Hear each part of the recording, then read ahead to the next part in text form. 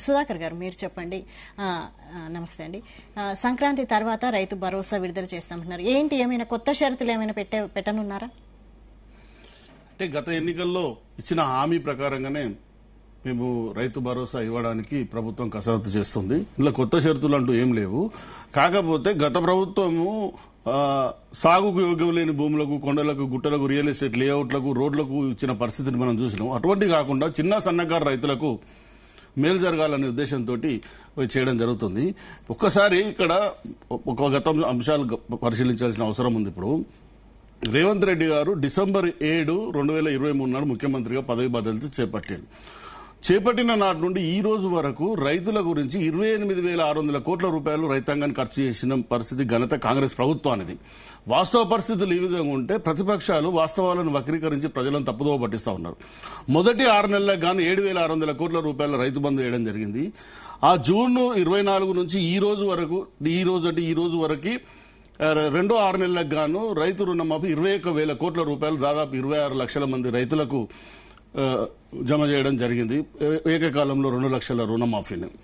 మళ్ళీ ఈ రోజు నుంచి మళ్ళీ జూన్ వరకు మళ్ళీ 6 నెలల కాలానికి ఇప్పుడు రైతు భరోసా ఇవ్వడానికి కాంగ్రెస్ ప్రభుత్వం సిద్ధంగా ఉన్నది. ఇంతకుముందు ప్రొఫెసర్ గారు మాట్లాడుతూ దగా ప్రభుత్వము ఇదని మాట్లాడుతున్నారు. అరే ఎక్కడ దగా చేసిందండి? కేవలం మీరు సింగిల్ పాయింట్ ఎజెండాతో మాట్లాడుతున్నారు. చాలా మనం డిబేట్లలో మనం పాలు పంచుకున్న పరిస్థితులు ఉన్నాయి. మీరు కేవలం కాంగ్రెస్ ప్రభుత్వం మీద అక్కస్తోటి కాంగ్రెస్ ప్రభుత్వాన్ని అప్రతిష్ట పాలు చేయాలని ఒక ఇతర పార్టీల ఏజెంట్ లాగా మీరు మాట్లాడుతున్నారు. మీరు ఇవాళ ఇది మంచి పద్ధతి కాదు. మీరు ఇవాళ లగచర్ల కానివ్వండి, రోటిబండే కానివ్వండి, ఇప్పుడు ల్యాండ్ అక్విజిషన్ ఎక్కడ చేశామండి? ల్యాండ్ అక్విజిషన్ కోసం, అభిప్రాయ సేకరణ కోసం మాత్రమే ప్రభుత్వం నోటిఫికేషన్ ఇవ్వడం జరిగింది. ల్యాండ్ అక్విజిషన్ అనేది ఎక్కడ జరగలేదు ఇప్పటి వరకు.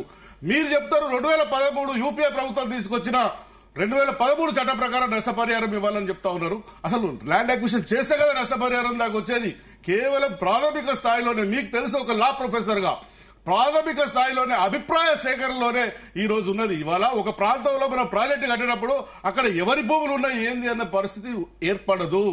ఆ ప్రాంతాన్ని, అక్కడ ఉన్న రైతులను, అది ఏ కులానికి చెందిన వారు, ఏ మతానికి చెందిన వారు అనేది ఏ విధంగా మనము సర్టిఫై చేస్తాం, ఏ విధంగా గుర్తిస్తాం చెప్పండి ప్రొఫెసర్ గారు. మేమేమంటున్నామంటే ప్రభుత్వము అక్కడ రేవంత్ రెడ్డిని, ఆ ప్రాంత ప్రజలు ఆ ప్రాంతం నుంచి శాసనసభ్యులుగా గెలిపించిల్లు. ఆ ప్రాంతాన్ని అభివృద్ధి చేయాల్సిన బాధ్యత రేవంత్ రెడ్డి మీద ఉంది. అందులో భాగంగానే చేస్తున్నారు తప్ప ఇంకా అక్కడ ల్యాండ్ అక్విజిషన్ చేయలేదు. ఎలాంటి నష్టపరిహారం ఇచ్చే పరిస్థితి ఇంకా రాలేదు. 2013 చట్టాన్ని తీసుకొచ్చిందే యూపీఏ ప్రభుత్వం, కాంగ్రెస్ ప్రభుత్వం. కాబట్టి సంక్షేమానికి కాంగ్రెస్ ప్రభుత్వం కట్టుబడి ఉన్నది. ఇవాళ సగటున నేను మాట్లాడుతున్నా, మీరు వినండి. కాంగ్రెస్ ప్రభుత్వము 6 గ్యారెంటీలను తీసుకొచ్చి 5 గ్యారెంటీలను అమలు చేస్తా ఉన్నాం. ఈ రోజు కేవలం 2,500 రూపాయల హామీ తప్ప 5 హామీలు ఈ రోజు జరుగుతున్నాయి.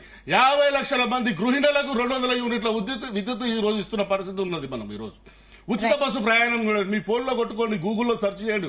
ఉచిత బస్సుని ఈ రోజు ఎంతమంది మహిళలు ఉపయోగించుకున్నారో మీరే చూసి చెప్పండి. ఈ రోజు వాళ్ళ ప్రతిపక్షాలు తెలంగాణ రాష్ట్రంలో నేల విడిచి సాము చేస్తా ఉన్నాయి. అంటే పసిరికలు వచ్చిన కళ్లకు దేశమంతా, లోకమంతా పచ్చగా కనపడి ఈ రోజు మాట్లాడుతూ ఉన్నారు. ఇలా కాంగ్రెస్ ప్రభుత్వం కృతనిశ్చయంతో ఉన్నది. ఆనాడు రైతులకు బీఆర్ఎస్ ప్రభుత్వం 14,000 కోట్ల రూపాయలు 2 విడతలుగా రైతు బంధు ఇస్తే, ఈనాడు కాంగ్రెస్ ప్రభుత్వము 28,000 కోట్ల రూపాయలు రైతాంగానికి ఖర్చు పెట్టే పరిస్థితి ఉన్నది. అంటే ఏ ప్రభుత్వము ఇలా రైతు సంక్షేమానికి కట్టుబడి ఉన్నది మీరు చెప్పండి. ఇలా వరి పంట కొనుగోలుకు గత ప్రభుత్వంలో 1,500, 1,600 రూపాయలు క్వింటాల్ ఉంటే ఈ రోజు 21,000-23,000తో ఈ రోజు వరి పంటను కొనుగోలు చేసిన పరిస్థితి మేము చూస్తా ఉన్నాం. ఈ రోజు ఇలా రైతు సంక్షేమం కోసం కష్టపడుతున్న ఎవరండి? కాంగ్రెస్ ప్రభుత్వాలు. ఈ రోజు సంక్షేమం అంటేనే కాంగ్రెస్ అంటేనే సంక్షేమం.